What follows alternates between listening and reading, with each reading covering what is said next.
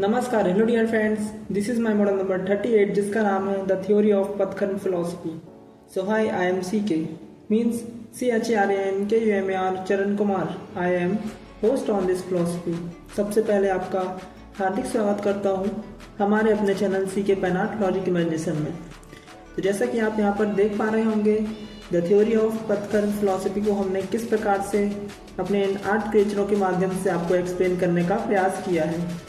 तो चलिए जानते हैं हमारे इन इंटरेस्टिंग और क्रिएटिव क्रिएचरों के माध्यम से जो कि हमारे रियल लाइफ से जुड़े हुए हैं। जो मेरे स्ट्रगल पॉइंट के अलग अलग क्रिएचर आपको यहाँ पर दिख जाएंगे, तो मैं इन्हें मॉडल वाइज आपको एक्सप्लेन करूँगा। तो ये सब जानने के लिए, देखने के लिए बने रहिए वीडियो के एंड तक। और अगर आपको हमारी फिलॉसफी अच्छी लगती है तो मॉडल वाइज देखने के लिए हमें सब्सक्राइब कर लीजिए ताकि आप आगे भी फिलॉसफी को मिस ना कर पाएँ। तो चलिए स्टार्ट करते हैं। जैसा कि आप यहाँ पर देख पा रहे होंगे हमारे इंटरेस्टिंग और क्रिएटिव क्रिएचरों के माध्यम से, जिसमें हमने प्रोफेशनल लाइफ के बारे में भी बात की है कि कितने सारे प्रोफेशंस हो सकते हैं। तो चलिए स्टार्ट करते हैं। अभी आपको एक्सप्लेन करना हमारी वर्तमान कंडीशन को कि हमने अपने जीवन में कौन कौन से कार्य किए हैं, तब जाके आज हम इस पेन आर्ट को प्रस्तुति दे पा रहे हैं। तो जैसा कि आप हमारे इस क्रिएचर के माध्यम से जान सकते हैं कि किस प्रकार से अलग अलग पथकर्मों से जुड़ा हुआ है ये। तो चलिए स्टार्ट करते हैं। My struggle the theory of पथकर्म फिलोसफी। जैसा कि आप यहाँ पर इसे पढ़ सकते हैं और ये जान भी सकते हैं कि इसका मतलब क्या होगा। माय स्ट्रगल का मतलब है मेरे जीवन की स्ट्रगल, मेरे जीवन का संघर्ष, और द थ्योरी ऑफ पथकर्म का मतलब है कि किस किस पथकर्म से होकर मैं आया हूँ। इसका आपको पूर्ण विस्तारपूर्व वर्णन करूँगा। तो जैसा कि आप यहाँ पर देख पा रहे होंगे, कर्मपथ के बारे में मैंने यहाँ पर एक्सप्लेन किया है कि किस प्रकार से मैं अपने जीवन में हमेशा कर्मपथ और कर्मयोग को अपनाता आया हूँ। तो मैं आपको बताना चाहूँगा कि 5/4/2024 ये वो डेट थी, 5/4/2024, जब मैं अपने घर से एक अनजान शहर के लिए निकला था। जैसा कि आप इस गेट के एक सूचक को देख सकते हैं जो कि मेरे ही घर के एक गेट को सूचित करता है, जिसे मैंने यहाँ पर अपने घर का सूचक सूचित किया है। तो आप यहाँ पर देख सकते हैं कि इस प्रकार से मेरा एक क्रिएचर एक बैग को लेकर खड़ा हुआ दिख रहा होगा। इस बैग में और कुछ नहीं है, मेरी नोटबुक है। तो मेरी 2 नोटबुक उस समय थी, तीसरी मोस्ट को मैं क्रिएट कर रहा था, जिसे मैं आज यहाँ पर पेन आर्ट में कन्वर्ट कर चुका हूँ। तो इसमें वही नोटबुक है और यहाँ पर आप पढ़ सकते हैं, तब ज्ञान कर्मयोगी। मतलब मुझे ये मालूम चल चुका था कि अगर कुछ पाना है, कुछ हासिल करना है तो अपने गांव को छोड़ना होगा, क्योंकि हर किसी ज्ञान को प्राप्त करने के लिए गृहत्यागी होना अति आवश्यक है। विद्यार्थी का 5वां लक्षण है।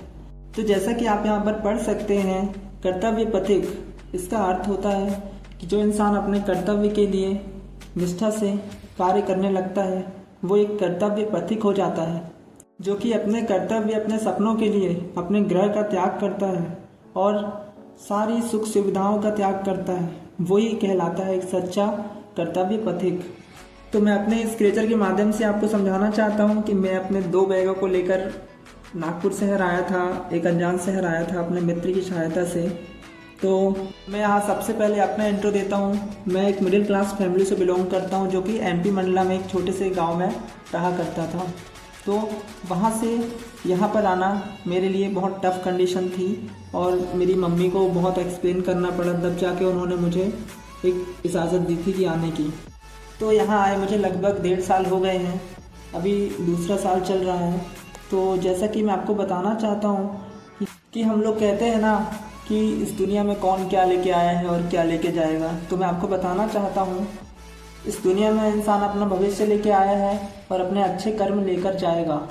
तो कर्म तो ले जाना ही पड़ेगा, अच्छे हों या बुरे हों, तो इसका हिसाब आपको देना ही पड़ेगा। तो जैसा कि इस क्रिएचर के माध्यम से आप मेरे इस कर्म पथ को देख सकते हैं, जहाँ पर मेरा एक पैर बना हुआ है, जो कि ये सूचित करता है कि आपको कर्म भूमि में पैर रखना ही पड़ेगा। आज नहीं रखोगे कोई बात नहीं, कल रखना पड़ेगा। तो कर्म भूमि का मतलब मैंने ये समझाया है कि आज हमारे सबके जीवन में कहीं ना कहीं महाभारत है। जो महाभारत चल ही रहा है, उदाहरण के तौर पर आप रोज सोशल मीडिया पर हजारों उदाहरण देख पा रहे होंगे वीडियोस के रूप में। तो मैं आपको बताना चाहता हूँ कि उनमें से एक हिस्सा आपका भी तो है, तो आप भी तो उस मैदान के योद्धा हो ना, तो आपको तो डेली लड़ना ही पड़ता होगा और लड़ भी रहे होगे। तो उसी प्रकार मैं भी लड़ रहा था अपने तप ज्ञान और कर्म योगी अवस्थाओं से होकर। तो मोस्ट मैं आपको बता दूं कि जब मैं अनजान शहर आया तो अपने एक सपने को डिज़ाइन कर कर लाया था।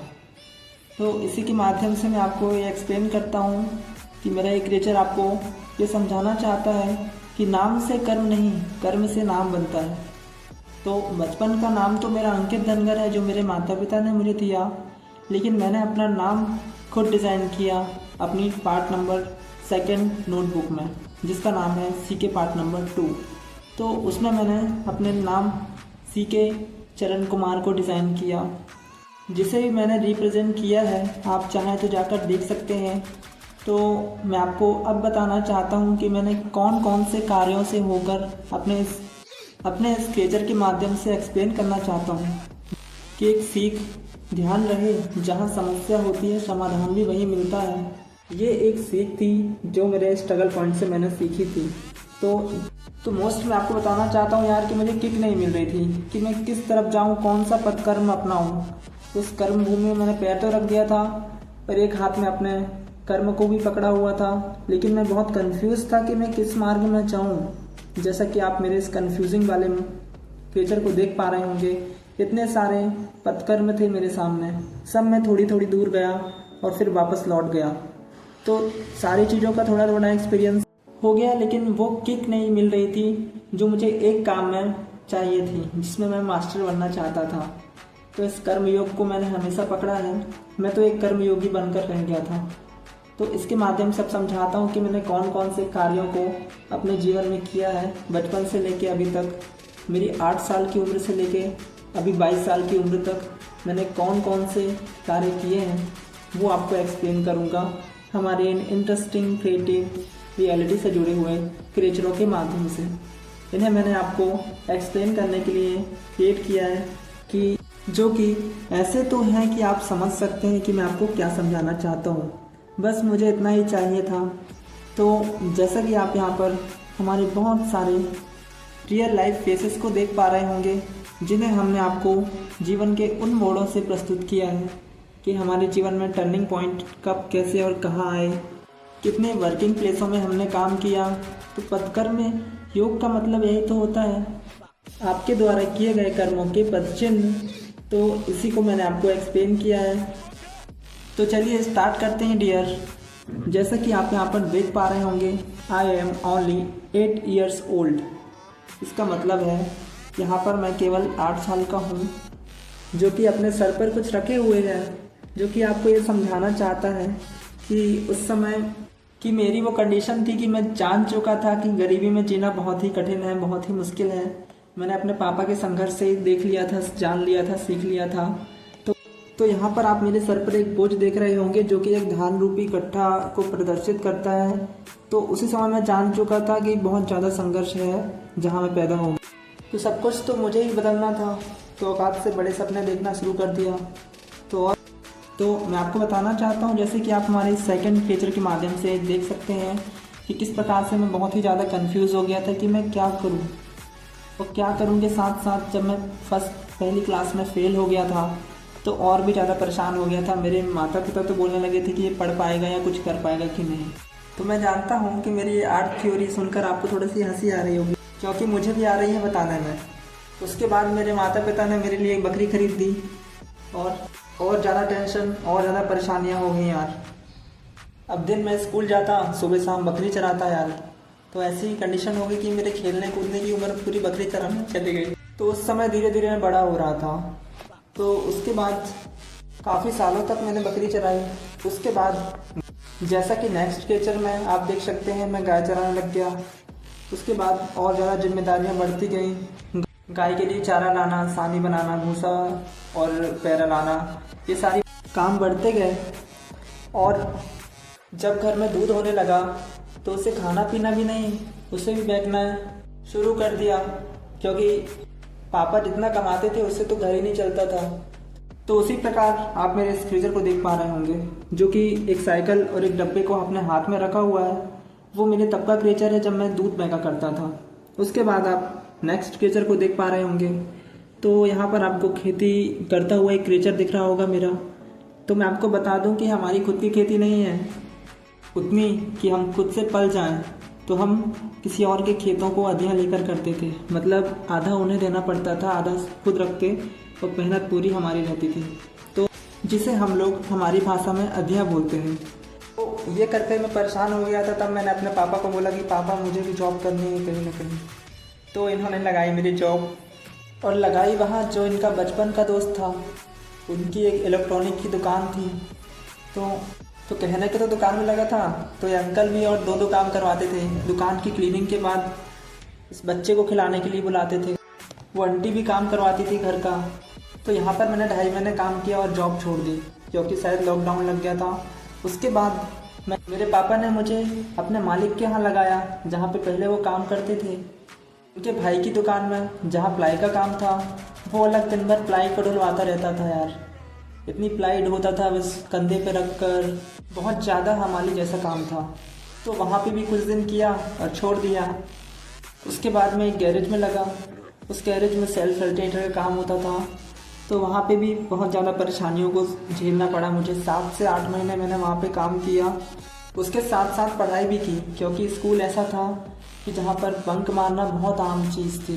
तो यहाँ पर मैंने बहुत सारी गालियाँ खाई हैं गैरेज में। जैसे तो आप जानते ही होंगे कि गैरेजों में बहुत सारी गालियाँ देते हैं। ये लोग थोड़ी मोमेडियन थे, तो अच्छे थे। मैंने अपना गुरु आज भी समझता हूँ, क्योंकि इन्होंने ही मुझे समझाया था कि टॉर्चर जो इंसान सह सकता है वही कुछ सीख सकता है, वही कुछ बन सकता है। तो टॉर्चर करना हमारा स्टाइल है आप लोगों को सिखाने का। इन्होंने मुझे समझाया था, तब सिखाया था जब मैं वहाँ से छोड़ रहा था।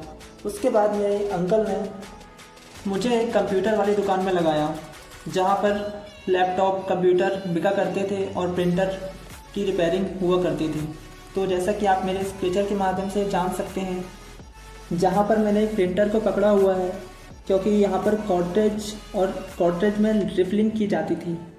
तो मुझे यहाँ से कंप्यूटर और थोड़े बहुत इनका नॉलेज मिला है, जहाँ से इन सारे कामों से ही तो मैंने अपनी नॉलेज को और भी ज़्यादा क्रिएट किया है और डेवलप किया है। इन सभी कामों को मैंने थोड़ा थोड़ा सीख के माध्यम से कलेक्ट किया है और इन्हीं से एक प्रदर्शन आपको दे पाया हूँ, जिसे हम सब पैन आर्ट कहते हैं। तो उसके साइड में एक शॉप थी जो कि MW मेंसवेयर जिसका नाम था। तो ये भैया बहुत अच्छे थे। तो एक दिन ऐसे ही इनसे बात कर ली, तो इन्होंने कहा कि मेरी शॉप में लग जा। तो क्योंकि मैं 7 किलोमीटर दूर साइकिल चलाकर आता था, इसलिए इन्होंने मुझे कहा कि मैं वहीं से आता हूँ, तुझे वहीं से ड्रॉप कर मैं खुद ले आया करूँगा। तो मैं इनकी शॉप में शिफ्ट हो गया। तो वहाँ पर लगभग मैंने 25 दिनों तक काम किया था और उसके बाद इनकी शॉप में शिफ्ट हो गया, जहाँ पर मैंने तकरीबन 4 से 5 महीने तक काम किया, जहाँ पर मुझे कपड़े फोल्डिंग और ड्रेसिंग सेंस का अनुभव हुआ। इसके बाद मैंने एक होटल में काम किया। तो वैसे तो मैंने बहुत सारी जगहों पर काम किया है, लेकिन मैं अपनी उन अहम यादों को आपको एक्सप्लेन कर रहा हूँ जहाँ मैंने अधिक समय दिया है। तो होटल में मैं रूम सर्विस का काम करने लगा। क्लीनिंग बॉय का काम भी करना पड़ता था और हाउसकीपिंग का भी और रूम सर्विस भी।